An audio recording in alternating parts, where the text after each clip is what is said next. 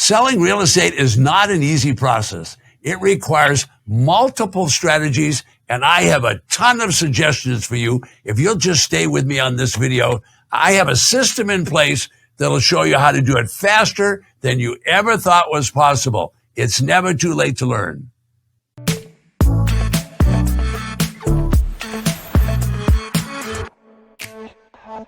Hey, thanks for joining us. We got a great video for you here today. This is the 2 game-changing strategies for selling tax-delinquent property. And of course, we have Ted Thomas here, who is America's authority on this subject right here. Great to see you, Ted. Ted, here's question number 1, and it's very simple. What are these 2 strategies that we're going to cover today? Well, I always like to start out with buy low, sell low. And everybody looks at me and shakes their head. What on earth are you talking about? There's nothing traditional about buy low and sell low. Most people want to buy it low and sell it high. Matter of fact, that's what everyone teaches. I don't teach that same system. I say buy low, sell low, and not to worry, I'm going to explain it on this one. I'll also talk to you about owner financing. That's called installment sales or contract to sale. I'll be back with the answers to all of those. Well, that sounds like a lot of marketing you're talking about there, Ted, with selling. So let's talk about that marketing. What can you do to maximize your property's visibility to get buyers interested? Well, I like to use media. When I say media could be a little sign like this on the front lawn. But nowadays, you're not going to sell a property with a little sign on the front lawn because just a couple of people drive by and see it. So you have to start thinking about media. Now, what could media be? Well, it could be the multiple listing system. It could be Facebook Marketplace. It could be Zillow. It could be Google. It could be anything that you can get the property out there. Now, would you want to do a lot of that marketing? Well, the more marketing you do, like you could do eBay. What if you were on eBay and you had pictures that you could show of the property? In other words, you're going to get your property exposed. So you want to use media to find clients because those clients that see you on media, they're going to contact you. Don't expect that little sign on the front lawn is going to get a lot of work done. Now, if you put little signs all around the neighborhood, that would help. Or you might want to put big banners up, but you're going to have to use some kind of media to alert buyers that you have a special property for sale. Let me go into it a little bit more in depth. If you want to use Zillow, you can use Zillow and let people know that your property is for sale. You could use the multiple listing service. Most people don't realize that they could contact a broker locally and put their property and let hundreds of other people see that they had a property for sale. All right. What if you use Facebook Marketplace? People sell properties that way. Now, there's literally dozens of electronic sites online that you can use. Some of them are very expensive. Some of them are free. But what you want to do is you want to do as much as possible. I think what's happened in years past is people said, oh, I'll get this little house, I'll clean it up and go to sell it. And they just put a sign on the front lawn. Well, people aren't out driving around Sunday afternoon looking for those signs anymore. They're just going to turn on their computer and look at hundreds of different properties at one time. So you want to be tuned in with all that. Now, what's wrong with the newspaper? Nothing wrong with the newspaper. Some people advertise on television. That's probably too expensive for our business, but definitely Zillow, Trulia, Facebook Marketplace, and as many signs as possible. Okay, Ted, you mentioned this buy low, sell low strategy. Let's get back to that. Can you explain exactly what you're talking about? Let's say we bought the property at a low auction price, which is why I got in the business, so I could buy at low price, okay? So let's say this is a $200,000 property, okay? The neighborhood's $200,000. All right, so I want to try to buy that property as low as possible. If I could buy it for 20 cents on the dollar or 30 cents on the dollar, I'd be pretty happy. So 30 cents on the dollar would mean I paid $60,000. You're saying, wait a minute, Ted, $60,000. Yes, $60,000, but it's worth $200,000. So that's a lot of margin up to the $200,000. So you're kind of getting the idea. Because I bought it at the auction, I'm allowed to have all that margin all the way up to $200,000.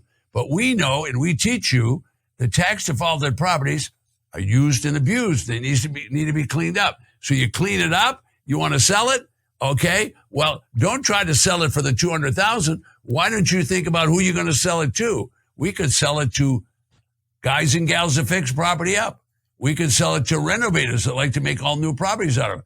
We could sell it to any number of people that want to take what's a mini house and make it into a maxi house. In other words, those renovators that want to make it, they knock down the walls and they put new concrete and they paint everything and they doll it all up. Well, there's lots of people that want to do that kind of work. Well, if you're going to sell it to them, they're going to have a profit. So if I bought it low at 60, why don't I sell it quickly to them at 90? And then they have all that margin. I can sell properties quickly if the other guy can make some money. So I like to buy low, sell low, and I pick out my market who I'm going to sell it to right away. Well, with your buy low, sell low strategy, though, Ted, you've got to get a pretty darn good deal at the auction. What are the steps to successfully buy low at an auction? Okay, well, buying low at an auction is a science. You're going to have to work at that. All right, that means you're going to have to go and review all the properties at the auction and see which ones you can buy low. If you overbid, remember the average person that's buying at the auction, they're only going to go to one auction in their whole life. We're going to go to these auctions on a regular basis. There's certain properties that will sell quickly. Sometimes you'll go to an auction, you will not get a property. I've had people that go to 25 auctions and not get what they want. And when they did get what they want, they made $25,000 or $50,000. So there's no hurry to buy. If you don't buy it right, don't buy it. I tell people, if you can't buy it low, don't win the auction and be the high bidder. You want to buy low so that you can sell low so you can do it quickly. Remember, other people are going to be very good at fixing property and whatever. If you buy the property low and you can sell it quickly, you can go on and do another deal, as against being a fixer-upper person, and maybe you're one of those. That takes 2 or 3 months to do that. I don't want to take 2 or 3 months to do one property. Concerning the selling quickly, Ted, if there's a buyer out there who's interested, but maybe they don't have a good credit score, or maybe they just can't get the bank loan, is there anything you can do to help turn them into a buyer, into your customer? Well, I'm going to turn them into a customer by doing a couple of things, because I'm going to use massive marketing. By that I mean, I'm actually going to put it on Zillow. I'm actually going to put it on the multiple listing. I'm actually going to put it on eBay. I'm going to let everybody know that I have a property. And when I let them know about it, I'm going to tell them, all right, the tax assessed value is way up here at 200,000, but I'm willing to sell it at 90. Wow. If I said 200,000, I was willing to sell, do you think people would be attracted? Then in addition to that, I'm going to say, I'm interested in installment sales. I'm interested in a contract for sale. Not bad if I had $200,000 property and I could sell it for $90,000 or $100,000. You're going to get a lot of activity very quickly. Why not become the banker? Why don't I become the banker? In other words, they don't have to go to a bank and get financing. Why don't I sell it to them and allow them to give me payments so that I not only make the profit for I bought it low, then I sold it quickly, so I made a profit. Now I can make interest payments from them because they're willing to pay it. All right. So I can't give you a whole course on that in one day, but there's thousands of people, probably 20 or 25% of the market does not qualify to buy a house because they have a poor FICO score. What's that? It's a credit score. If you got a poor credit score, the banks just reject you. They just say, no, we don't want you. Well, I want those people if they got a good job and that job is paying them well. Now, something's happened. Maybe they had a divorce. Maybe they went through bankruptcy once. Maybe they just don't manage their credit. Maybe they're the person that buys a motorcycle and a boat and a car and they do too much. So the banks say, no, we won't finance.